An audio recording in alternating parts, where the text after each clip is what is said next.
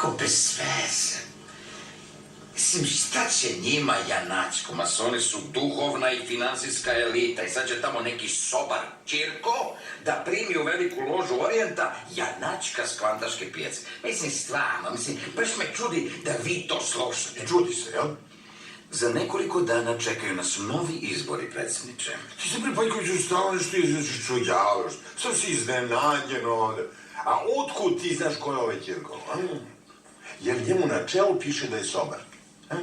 Piše u preporuci, doneo je preporuku. A odakle mu preporuke? Iz Engleske. Aha, a ko mu je u Engleskoj napisao preporuku? Neki Sir Bridges Boughton, koliko se sećam. A otkud ti, Panjkoviću, tako iznenađen? Znaš da je Bridges Bata baš ser, a ne radi za Cijemija 6? Ja ne razumem, pa zašto bi ga slali kao sobar ako nije sobar?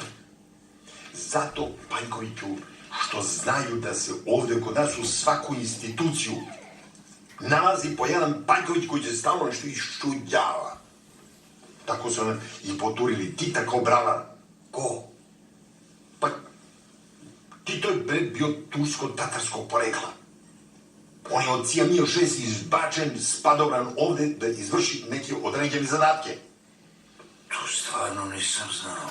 I dok su se razni Panjkovići iščuđavali, otkud sad bravar ume da svira na klavir, a ne ume da govori, on se lagano pretvorio u maršala i za Biberina svijeme bili su svi sređeni to. Panjkoviću, ako ne znaš, uzmeš lego pa pitaš. Pitaj. Evo, Janaće, on ne zna ništa, glupu govedu, a pita.